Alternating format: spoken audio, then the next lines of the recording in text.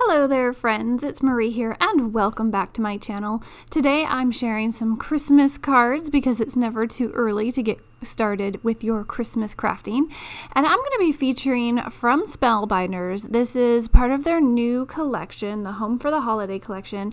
This set is called Color Mix Joy. So you get some of these really big letters here, fun font, and you can go ahead and letterpress or BetterPress these into your papers. They come with some little supporting sentiments, and I'm going to show you how this works and how I did sort of a graduated color on these letters.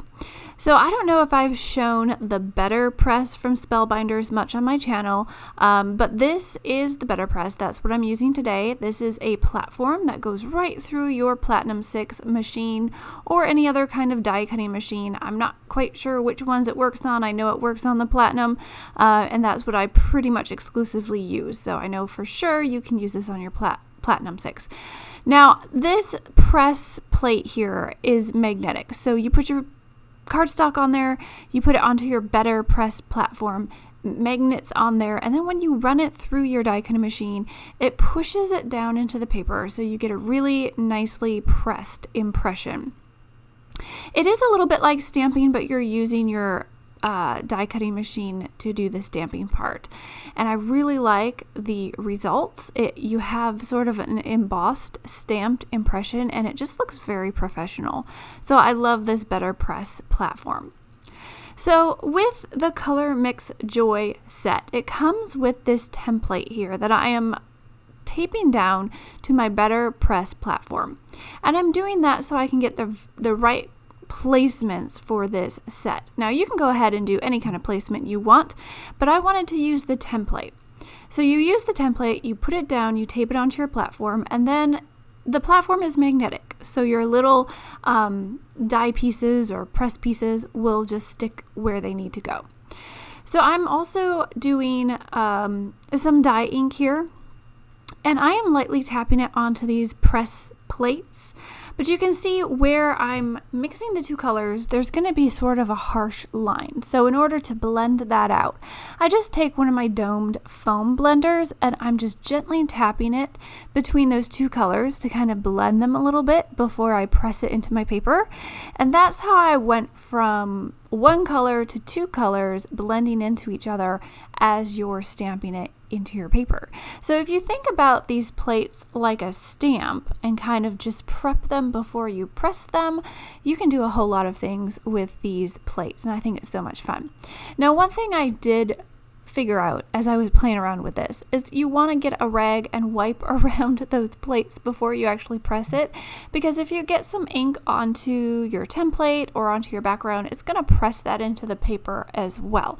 So if you really want a clean impression, clean up the area around the plates before you go ahead and press, then just run it through your die cutting machine and you can take it off and see how fun and professional that looks. I think in the light here you can kind of see how it's sort of embossed into the paper and you get those two colors blending into each other. So I'm using a few different greens and a few different reddish pinks today. I really kind of like that pinky look with your Christmas cards. You can definitely use a deeper red if you want, but I'm using two tones of a reddish pink and I'm blending them together just like I did with that green J that we just pressed. Again, I want to go ahead and clean up all the areas around my press plate because I don't want to get ink on my cardstock where it's not supposed to go. I just want my card to look very clean as I'm doing this. So go ahead and run that through again, and now we have two of our letters on here, and I think you're kind of getting the idea. You can change up the colors if you do them one at a time, and that little clear template that comes with this set that you tape onto your platform helps you get the placement correct. It's so easy. I love that template. But like I mentioned, you can always switch it up. You don't have to use the template if you want to do a different design. Totally up to you, but I love that they offer that template with this set. So I'm going back to my greens. I'm doing this the same way I did the J that we did previously. I'm just tapping on a little bit of that light green and a little bit of that dark green, and I'm going to blend them together in the middle. I'm also using my rag to clean up the edges. Like we mentioned, we don't want to get sloppy press and get ink all over your cardstock. And there's that little space on the top of the Y between the two Y tops that I wiped that too from the press plate. And I'm just blending it with my foam blender. And there you see I have pressed our word joy into our card, and it just looks really fun. So I've made one already as I was playing around. You can kind of see it's a little bit different. I did the Y differently on my first one. I did the darker color on top and the lighter color on bottom, and I actually like that a little bit better because as I'm pressing it into that red, it shows up a little bit better. So that was one thing that I would have maybe changed, but I forgot as I was making the second card, but I wanted to mention it for you guys. So I'm now using my BetterPress ink. They do make specific ink for this BetterPress, and it's probably what's recommended on these plates. I haven't tried these plates to clean them or anything with the dye ink. This is purely something experimental, but I did go ahead and I cleaned off my press plates after I did this, and we'll just see if I use them again, if they carry any ink over. So be aware of that. The BetterPress ink is what's recommended, but play around, see what you can do with your dye inks. So I added those supporting sentiments around our word joy, and I want to add it over this background, which I did glimmer in this plaid with some black foil. I think that just looks really nice, but I want to chop off a side of my joy because I kind of want it to be off-centered, off to the side there. It just gives a little bit of interest, and you can get to see some of that plaid design peeking out of the side.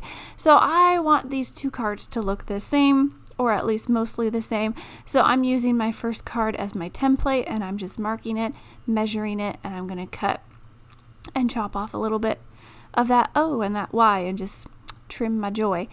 So I'm going to put some foam adhesive on the back of our joy here, pop it up over that background because you can never have enough dimension. I love putting foam adhesive on like all my cards, so I use a lot of it. So I'm just cutting some of these thick pieces, and again, I'm going to measure using my first card here.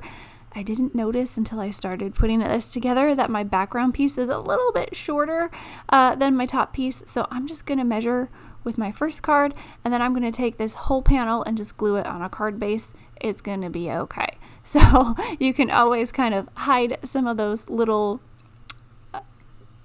mistakes, if you want to call them. Lots of different ways you can do that when you're card making. Just have fun and enjoy the process. So those are my two cards. Now the last thing that's missing is that poinsettia, and that comes from another Spellbinders kit or collection or set that is coming out. It's got some really fun poinsettias, but if you have florals in your stash already, feel free to cut them out and add them to your card. I'm just inking up some of these leaves here that I can put behind our flower, again using some of that dye ink, and I was too lazy to find my glass mat or my ink blending mat kind of thing, so I'm using the backing paper off of my foam adhesive.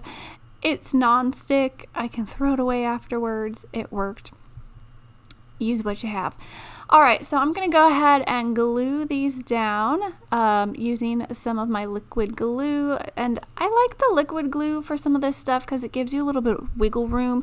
Add some glue, add your little die cut pieces, and before it's completely dry, you can tweak them, you can move them around to get the placement exactly where you want it. So I'm just adding those leaves behind my little flower here, and the very last thing that I'll do, and you'll see at the end, is I'm going to add a cute little rhinestone in the middle of my flower, and just adds a little bit more bling.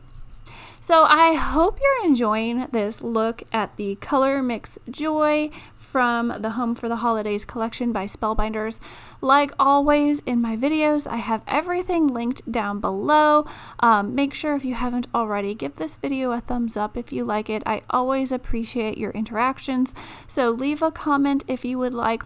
and subscribe and tap the bell for notifications and do all the things. Thanks for coming to my channel. I'm going to add that little bling like I mentioned, and that's just going to finish off the card. So go ahead and check out this collection by Spellbinders. Get started on your crafting because, you know, Christmas in July every year. We can't get started soon enough. Go ahead and make like 50 of these cards and you'll be good to go by the time December rolls around. So thanks for coming, guys. Thanks for watching today's video. I hope you enjoyed it, and I will catch you all next time. Bye!